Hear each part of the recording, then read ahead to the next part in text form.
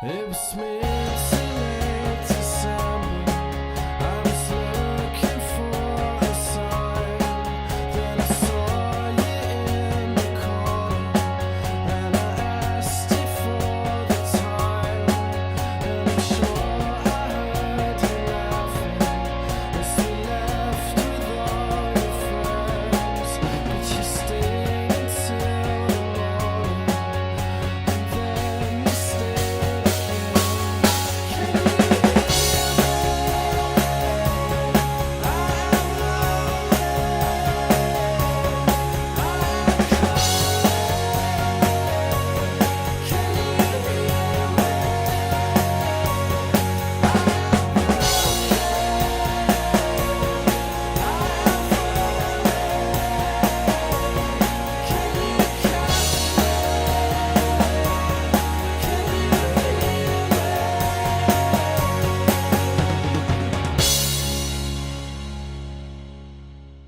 you hear me? What's up guys, welcome back to another video lesson. My name's Tom Ainsworth. I'm back here at Pirate Studios teaching another Trinity College grade 2 piece. This time we've got the second piece, which is called Can You Hear Me? I really like this one as it's pretty simple. Doesn't necessarily make it easy, but the ideas are pretty simple. It's probably the most similar to the grade 1 stuff. So if you are new to grade 2, I'd probably look at doing this one. As always, you can check out the links for my other ones. Last week I did Satin Doll, and then before then, a while ago, I'd had Manny's Blues. So feel free to check those out. But yeah, let's get on with the lesson. As you'll see by the tempo and the style, we've got lively 122 beats per minute, which I believe is the fastest tune we've done up to this point. So we've got pretty much solid eighth notes on either the hi-hat or the ride cymbal all the way through, so you'll really need to develop that technique, like the molar whipping action, going the down, up, down, up, down, up. Check those out on YouTube. I might do a lesson in the future, but there's loads of stuff out there. Just go Google or YouTube the molar method, M-O-E-L-L-E-R method. There's tons of stuff out there on that, so check it out, it's really useful. Jumping straight into bar 5 because we don't really need to look at the rest. We've got 4 bars of rest before then, so you just sit in counting the time. So nice and easy. We've got pretty standard rock groove, got your crash cymbal on beat 1, and then we've just got those 1 and 3 and 1 and 3 and 4, and going along on the kick with a couple of variations. Pay attention to the marking just above the cymbals. We've got tight hi-hats written, so you don't want to be slacking off with that left foot. You want to be keeping them, not slamming it down, but you want to have a nice tight sound. Have a listen back to the start of the video, you'll hear me play that. So just like a lot of the tracks that we've seen before, especially in these graded books, we've got 3 bars of groove and 1 bar of fill. So in bars 8, 12, 16 and 20, we've got a little fill, which is at least 2 beats of the bar there. So just pay attention to those. Some of them you have got kick drums with it, we'll come to those, but you just want to be aware of that, I guess. So count along your bars, it should feel pretty natural, especially with the music. We're in 4 bar sections. So jumping down to bar 16, I'm not going to look at the other fills because they're really simple, we've played those in the other grades. But bar 16 there, we've got a little fill around the toms. Again, look at the actual rhythms for them. It's not just straight 16th notes, we've got a mix of 16ths and 8th notes there. So if you look, we've got 1 and 2 and, just played 1 and 2 and as the groove there. And then we've got 3 and 4 and. So again, look really closely at the toms. I'll have it up in the top corner, but it's not all the same tom. We're kind of just descending down from pitch. High tom, medium, low. And the way I like to do this, instead of doing it all as single straight away, I'll do right, left, right, right, left. Because then, just as always, you know what I'm like, I like to have my right hand free to come back into a groove. So by finishing on that left, I'm free to come back over to the hi-hats. So I'll just play that a few times, just same thing as always, slow it right down if you need to, and just loop that fill. Sounds a bit like this.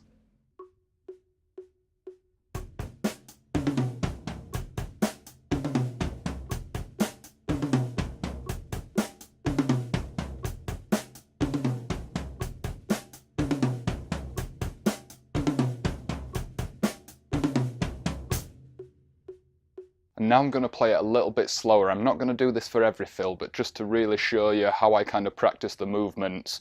You want to really be analysing what you're doing. So especially when you get down to that floor tom, as you're hitting the and of 4, so 3 and 4 and, that left hand on the floor tom, you want to be already moving that right hand across, ready to play that cymbal. If you're going 3 and 4 and then jumping across, it's going to mess it up, and the music's going to kind of sound a bit disjointed for the next bar, like when you go into bar 17 there.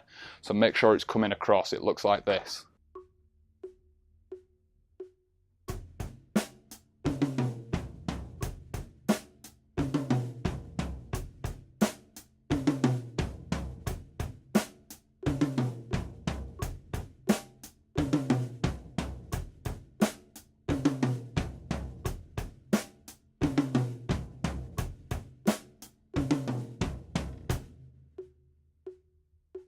Again, take your time with it. That was at 88 beats per minute. I slowed it down to there. Now the next bit I want to go over with you is in bar 19. Again, we're looking at some markings above the hi-hats. Now we've got trashy hi-hats, or trashy HH hi-hat. And this basically means, some people write it differently. It's kind of, you're having it half open, so it's not completely open, because that'd sound really messy. But when you've got a half open sound, that's often described as being trashy. It's kind of like two trash can lids. Especially with my cymbals, I've got some darker minor cymbals. They sound very, very trashy even when they're closed. Just with this, you should have your foot on it, putting a bit of tension to keep those tight. You just want to loosen that tension off, and you'll hear for the sound. So here I'm just going to show you, if you want to kind of practice just that, getting the hi-hat sound in, play it within a groove and just alter the tension that you're putting on your left foot, kind of like this.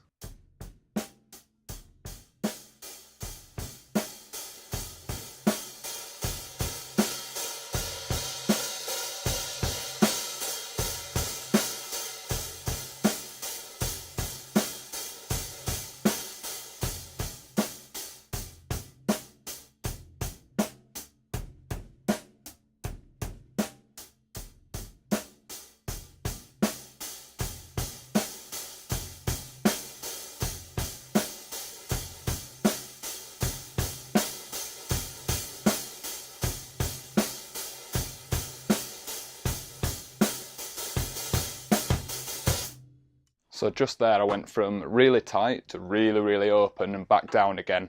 And then when I went back up, I went to the half open stage, and it's going to be a little bit personal, and it's going to depend on what cymbals you've got. But for me, that's kind of a happy medium. So I'm getting that little kind of slosh from the cymbals where they're opening up a little bit more. But it's not so open that I'm hearing most of the cymbal kind of like an open hi-hat sound would be. So yeah, you just want to find that balance between it. Now in the following bar, you'll see we've got a crescendo going from the start to the end of it. It's going to feel a bit weird doing no kick drums for a whole bar. A lot of the other tracks we've had the kick on 1 and 3 at least. So here we've just got a little hi-hat pulse rhythm, so 1 and 2 and then we've got that crescendo carrying on. Now, when I played it in the song, I did a little bit of a build with my snare drum and my hats, and then I took it back down again to do that snare drum build just on its own. It's a bit more subtle, but it's completely up to you whether you do that. To be honest, you'd probably score marks if you did one consistent crescendo rather than kind of going up and then back down halfway. That was just personal preference. I'll play both of them for you now. I'll do the first one as if it's just going constantly, and then I'll do it again how I did it in the song at the start.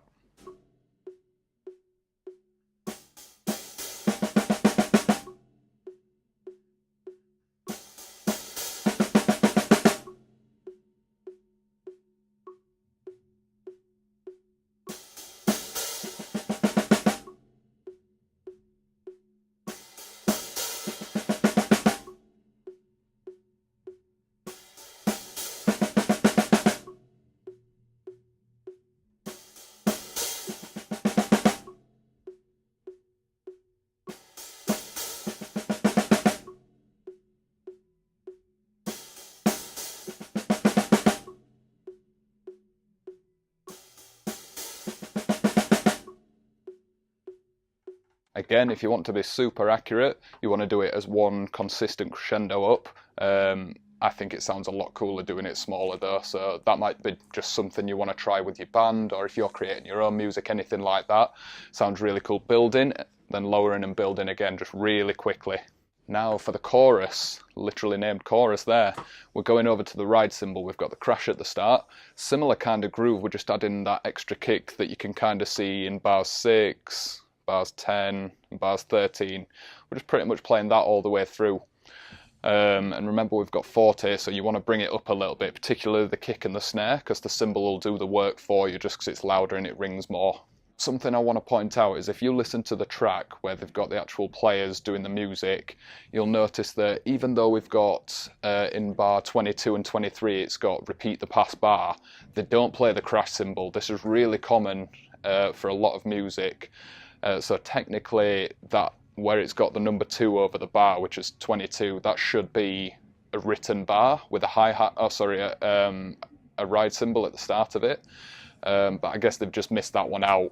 So again, if you want to be mega careful, you could play a crash every single bar, but being as the track's not got it in, you could quite easily make the argument that that doesn't need to be there because it doesn't sound great in the music either, so it's not really supporting anything. Again, we've got another syncopated fill in bar 29. Got the first 2 beats, 1 and 2 and played just as you groove. Then we've got 3 and 4 and-a. Really look closely, you don't want to be making a mistake with the rhythm reading. We've had these kind of rhythms before in grade 1, and kind of similar in Manny's Blues as well. We've seen some but just spread over the 12/8. And also just make sure you're getting that kick drum on the beat there. That's just playing quarter notes. 3 and 4 and-a. 3, 4. Just like that. Now going into bar 29, this could kind of be seen, it's still the chorus, but it could kind of be seen as a C section, I guess, just because the drums change a little bit. Here we've got 4 and for your backbeat on every single bar leading up to the end there. 1 and 2 and 3 and 4 and. So just get used to playing that, especially if you've learnt the molar motion. You want to get used to playing a kick drum, because you'll have it before, and a snare drum on both the down motion and the up motion. 4 and. So for that you could literally just play constant 8th notes with both hands and get used to playing them using that molar whipping motion going up and down. And then skipping all the way to the end to bar 36, guys, we've got the final fill of it. This one, we've brought it forward. If you listen to it, on the 1 and 2 and, we've now got 2 and with the snare. And that's just a really common thing. If you've got a repeated section or a repeated kind of phrase, in this case we had 4 and on the snare drum, you can bring it forward to the first half of the bar if it's right at the end of it. It just kind of, it's something, I guess, new for the listener. It's not exactly what's expected. So it just switches it up. And even though we're not playing it any louder or quieter, it just has that little bit of a shift in dynamic. We're not used to hearing 2 snares on the 2 and. So that's quite a cool feature. And to me, that's why they've added it in the song. Dead easy fill. We're just going round the toms there, 3 and-a, 4 and-a, and then remember, as you've got that left hand, you want to be getting over to the crash cymbal. Looks a little bit like this if I play that last bar at 100 beats per minute.